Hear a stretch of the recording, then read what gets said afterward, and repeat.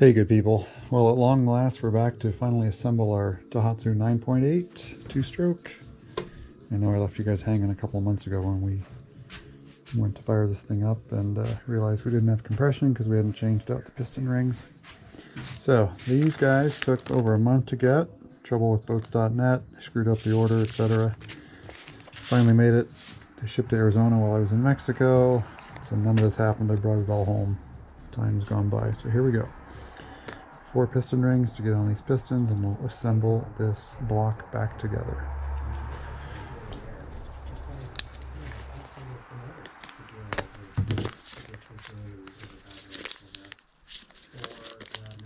Tough little bags.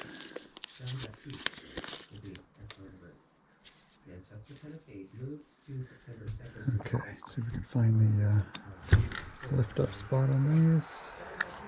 There it is.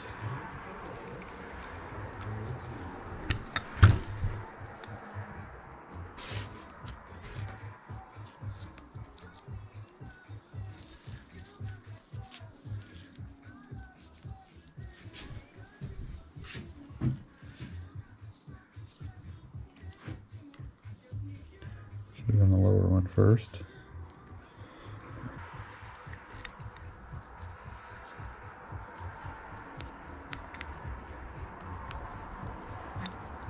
Okay.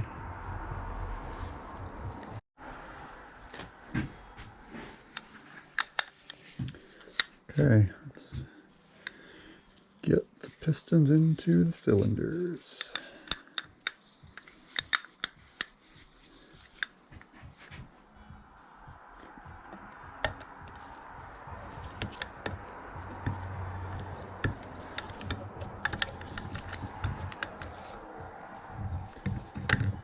This one thinks she's a big helper. Ruby. Yeah, what are you trying to take next? Go find toys.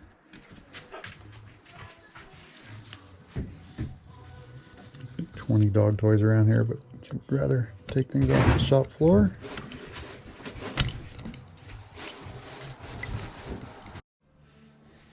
Okay, so I had some trouble getting this piston in, and finally figured out that I had the rings on. Actually, both by accident were on upside down.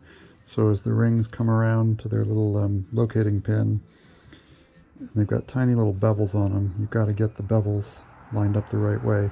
So just that tiny amount was stopping these 2 rings from compressing just enough to get this piston into the cylinder, because this one was going in fine. So once I flipped those over, I was able to get it in. And along the way, I've used plenty of 2-cycle oil spread all over this stuff to lubricate. So we're spinning freely now. I think everything's seated. Let's try to put the bottom of the crankcase on. Okay, this is the upper end.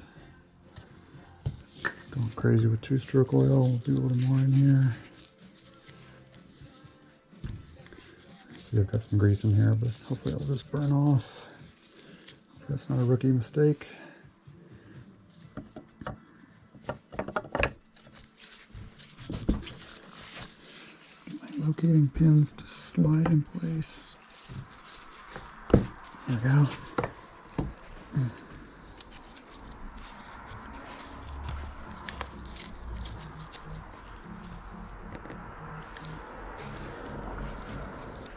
think we're ready to bolt it down.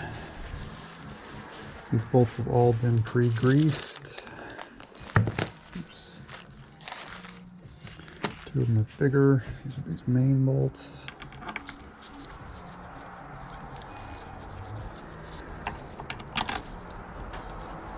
Ooh, kind of low. These are the 2 small ones, I believe, out here on the side. And these will be the long ones.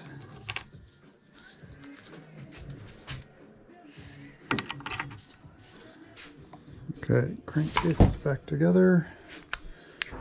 Okay, next up we're going to put the drive shaft exit tube on the bottom here, and then we will put the power head back.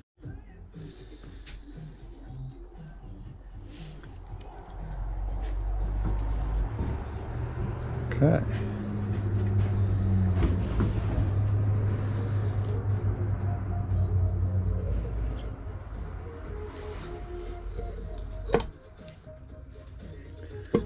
that drive shaft to engage there. There it goes.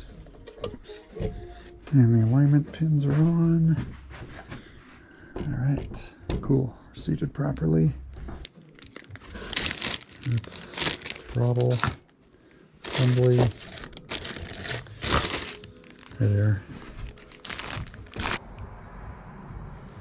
And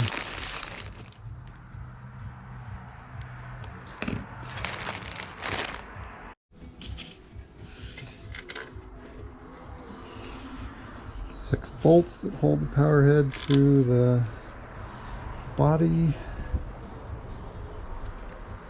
And realizing how easy the power head comes off, you should just take that off first thing. As soon as you get the basic disconnects done, fuel cables, just take the whole power head off, work on the workbench. Comes off so nicely. Okay, now let's check and see for movement. Take the prop, stick it on there. Transmission forward. Let's keep our eye up here. Turn away. Okay, good. We're spinning. And reverse. Good. It's pretty stiff. I hope I'm okay. Won't know until we get the pull starter on there. Okay, next let's get the throttle assembly on. Probably before the carb, be easier to get to. No, gotta get the carburetor on first, of course. Okay, we'll do this next and we'll do this stuff last. Actually, let's do the electric pack first. Get that routed. Then the front end and then the top. Okay, electrics, carburetor side, flywheel. Power pack on. Ground. Brought the cable through. This is the kill switch circuit, and this guy will come from the flywheel, as I recall.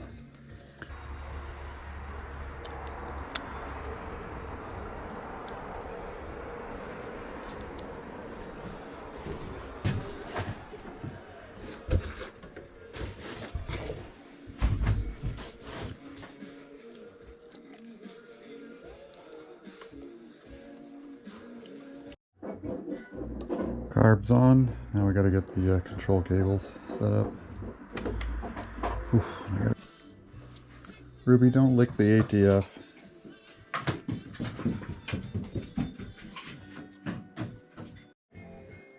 Okay, throttle control is on.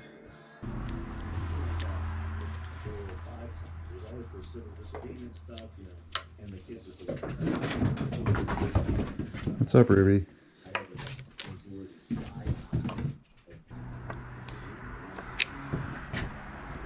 Okay, now we hook up the advance.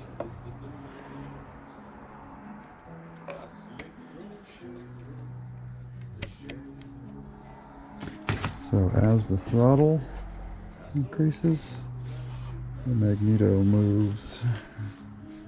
It's a spark advance changing here, and where the magnet picks up around the circumference of the. Connect this. And green to green, that's pretty easy. And the black has a second female plug in there.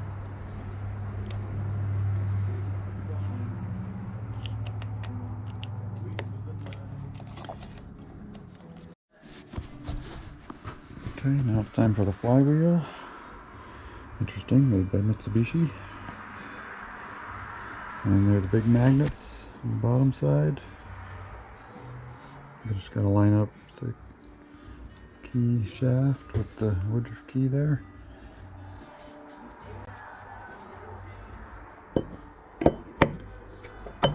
Magnets are grabbing it out of my hand. It's easier if I turn this, I think.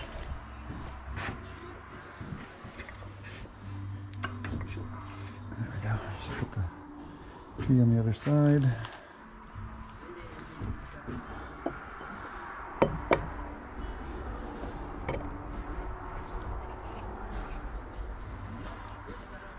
There we go.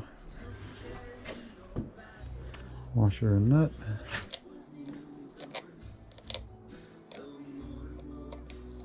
Oh yeah, it's turning fine. Now that I got a flywheel on here, that's nice, nice and smooth. Good. The grabber for the rope pull start.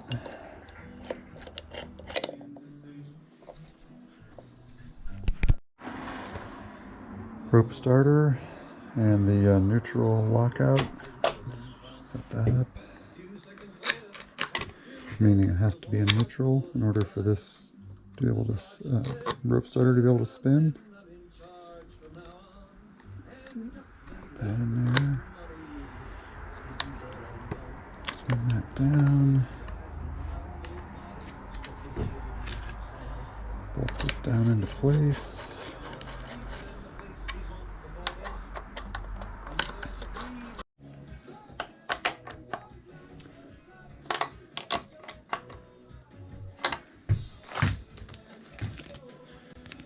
Top plug, good.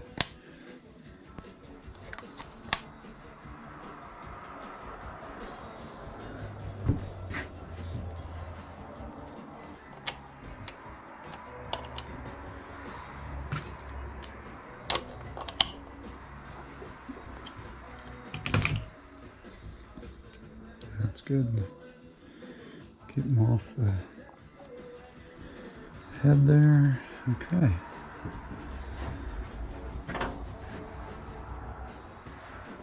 We have it all. Choke is working. Kill switch wiring is done. Our throttle looks nice and clean. We're at our limit stops. And we got compression. Nice. I'm ready to start this sucker. Okay, brand new gas tank, fresh gas. Line's good. Vent bulb. We're in a tank of water.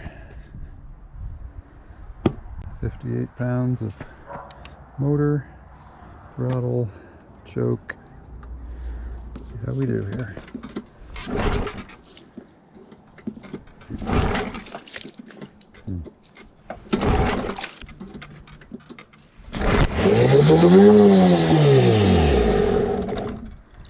Okay, good start.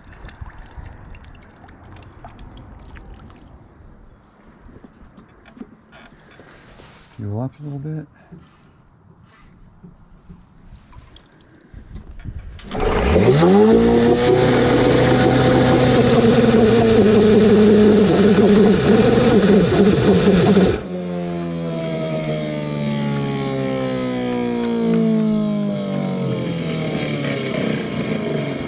That doesn't sound good.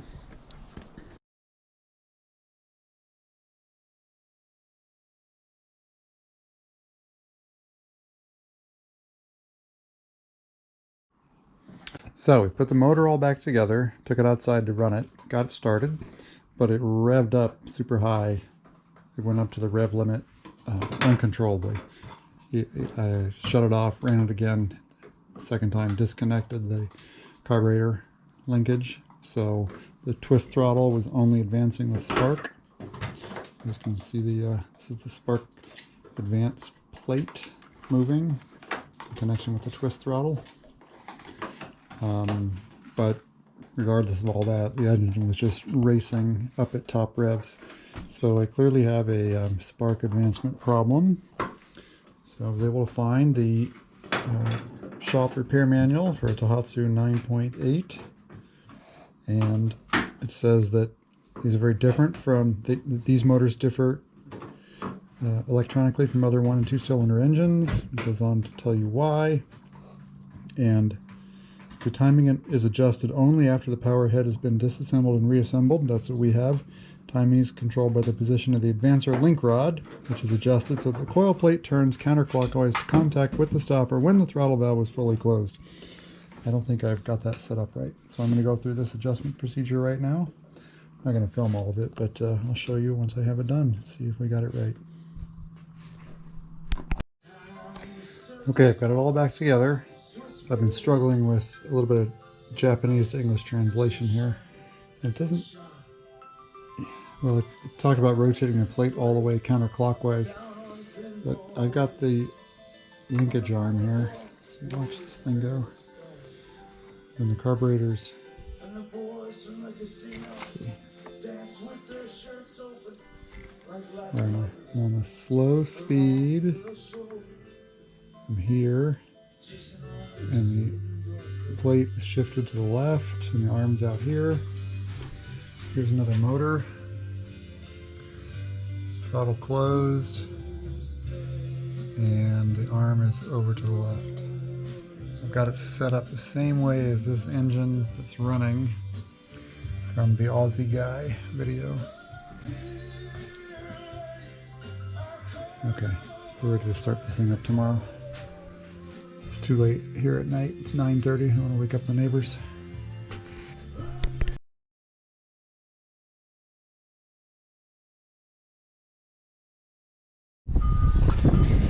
Okay, people. This motor's giving us a heck of a hard time, but like the Castaway, we made fire! This is in honor of Tom Hanks. Let's see.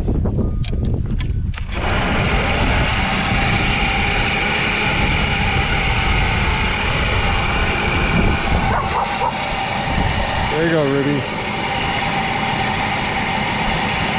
Cool.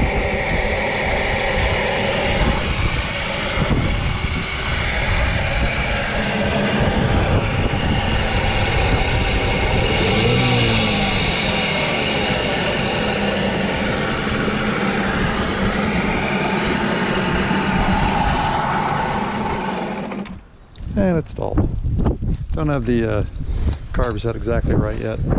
And the reason that's an issue is this turned out to need a new carburetor. The old one had corrosion issues, and I might have been too aggressive in cleaning it, took the jets out. Oh, Ruby, don't drink the two-stroke oil. Ruby, get out of there. So that is a brand new $36 Chinese knockoff carb. It seems to be working just fine. It only has one air mix adjuster, not a high and a low, just a all around, and the idle set. So I've been tweaking with those to get it just right, but in general it is running. Whew. So that was like a half a year project, given a bunch of gaps, and we'll take this back to Mexico. Done! Cross one off the list.